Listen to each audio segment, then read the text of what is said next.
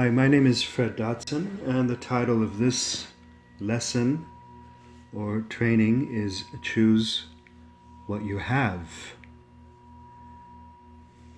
And in colloquial language, that sounds ridiculous. What does it mean to choose what you have? Normally, we say choose what you want, implying that you have a few options and then you're going to choose one of those options. It refers to the future. Whereas if you already have something, you don't really have to choose it. Why would you have to choose something you already have? So, allow me to explain. Everything you have and experience in life, you may or may not want, but you've either consciously or subconsciously chosen it. You've decided for it. So you may not want the relationship you're in, but at some point you chose to be in it. And you've probably chosen it consciously. It's just then years later you might have changed your mind. But that old decision that you made is still active.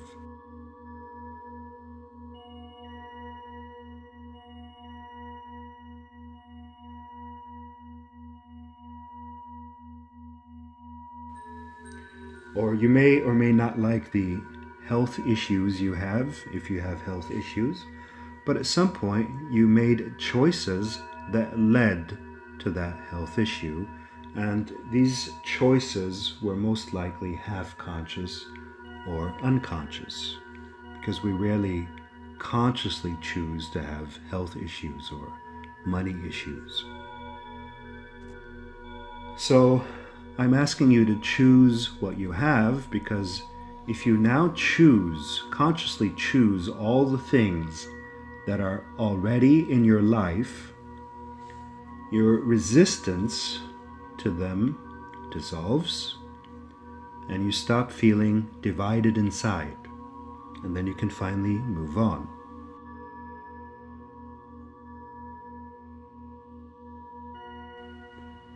All the things you have but do not want, and all the things you want but do not have, cause you to be split.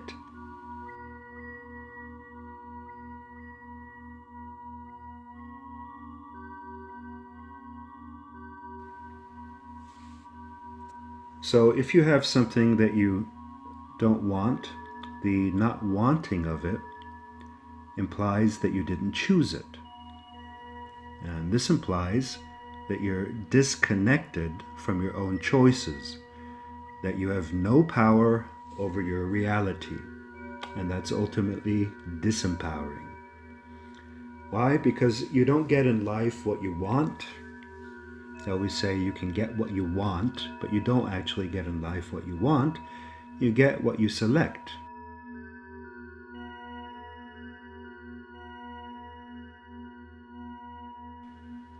You get what you choose, whether those choices are conscious or subconscious. So if there's something you already have that you do not want, I recommend you consciously choose it. Another way to say this is that you consciously pretend that you wanted it.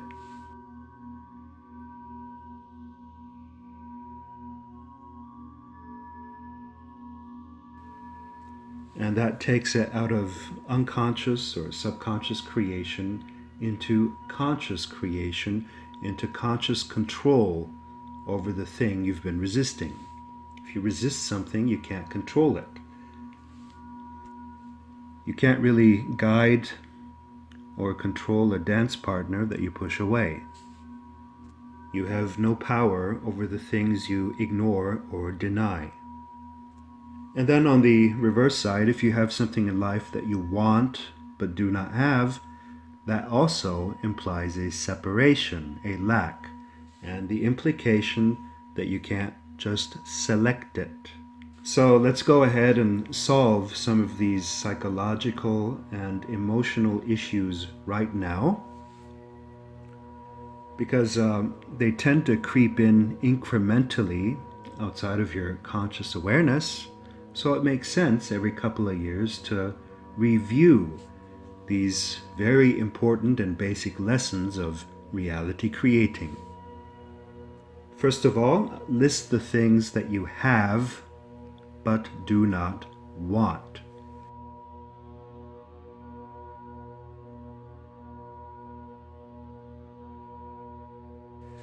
These are your resistances or aversions. You can put this recording on pause while you do so. And the second list you make are the things you want but do not have.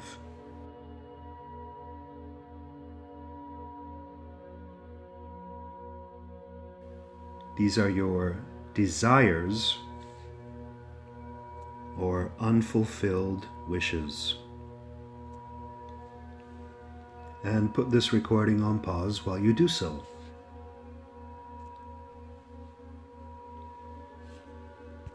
Now let's look at the resistance list of things you have but do not want. And just take a moment to feel what it actually feels like to have something but not want it, to deny your part in it, to deny responsibility.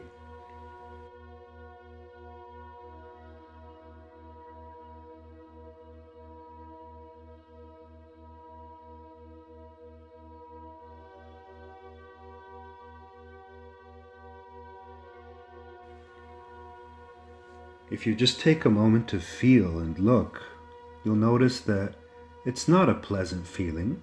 It's more of a tightened or heavy feeling, a continuous state of non-fulfillment.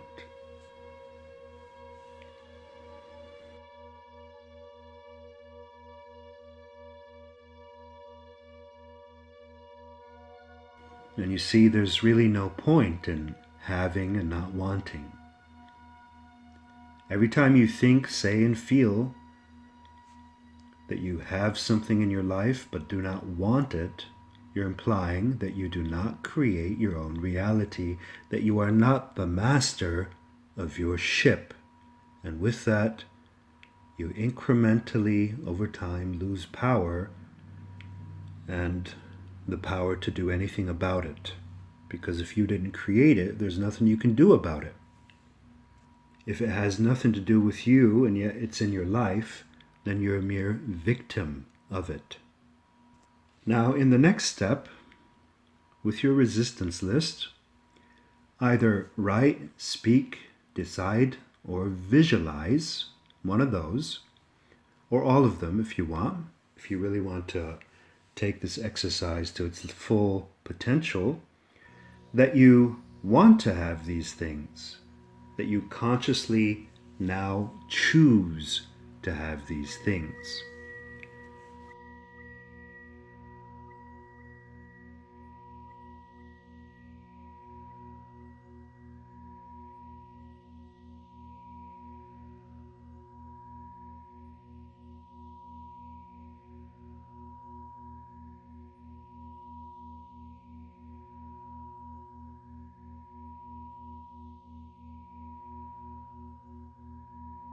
And that might feel silly at first, you pretending that you want this health issue or this money lack issue, but you proceed to the best of your ability.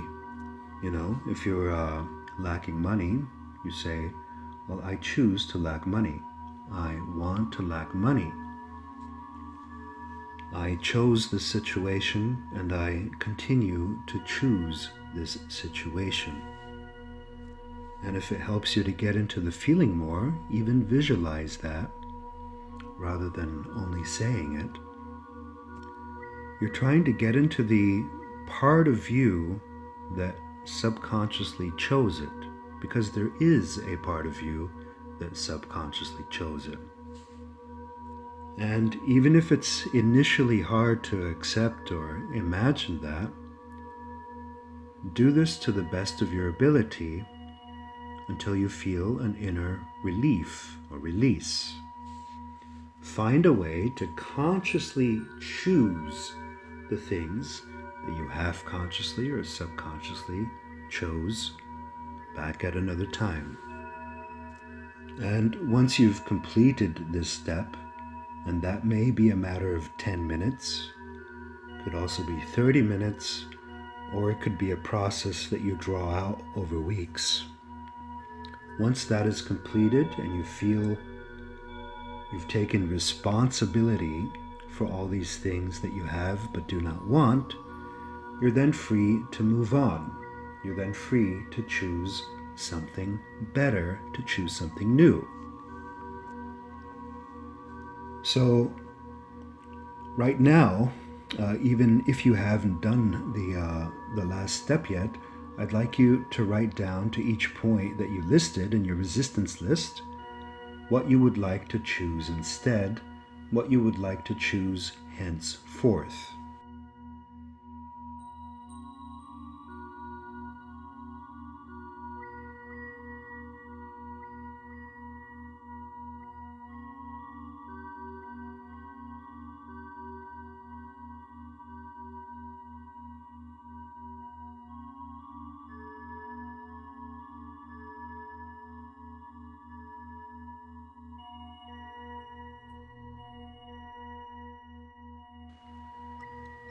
And then after you've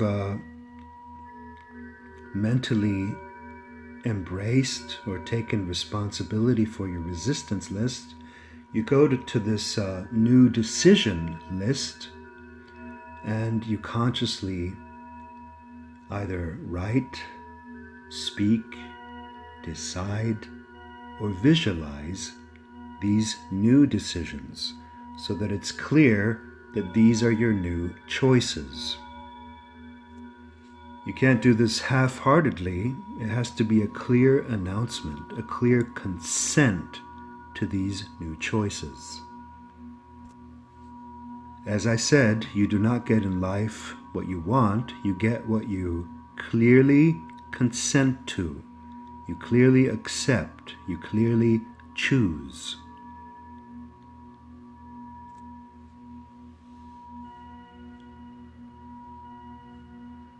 So you can either do all of this now and put this recording on pause, or you can do it in your own pace and your own time. The next step is the desire list, the things that you want but do not have, you supposedly want but do not have. And I'd like you to take a moment again to feel what it's like to want but not have.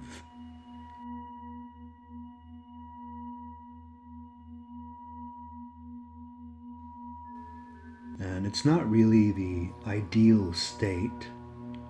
Your desires may give you motivation to act, may give you drive, but never fulfilling them puts you in a state of lack, in a state of tension, in a state of waiting instead of being present.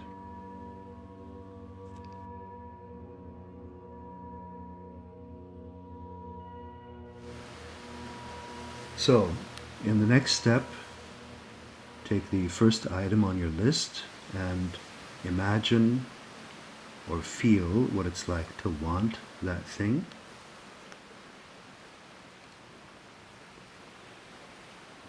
And then to mend the separation and mend the split, imagine or feel what it's like to already have that, to choose it instead of just wanting it.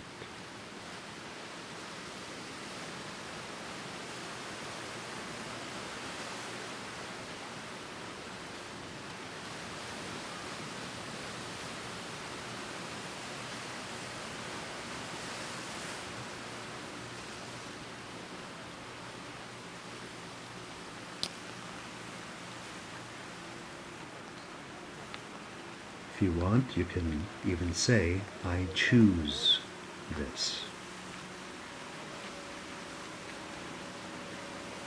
And I'll let you put this recording on pause while you proceed in the same way through the whole list First you visualize or feel what it's like to want it, and then you visualize or feel what it's like to already have the item on your list.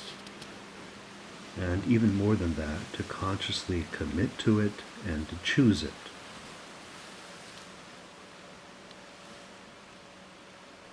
So this mindset, choose what you have, bears repeating every now and then, because over time we create more and more divisions and splits inside regarding wanting and having and not wanting. So this is a great way to get you back on track. And I'm quite certain you feel better because of it. This technique that you learned here was taken from my book, Reality Creation and Manifestation. And that book has many more techniques like it. I recommend you read the book and also listen to it as an audiobook and just work those beautiful exercises until you've regained your entire soul, your entire power.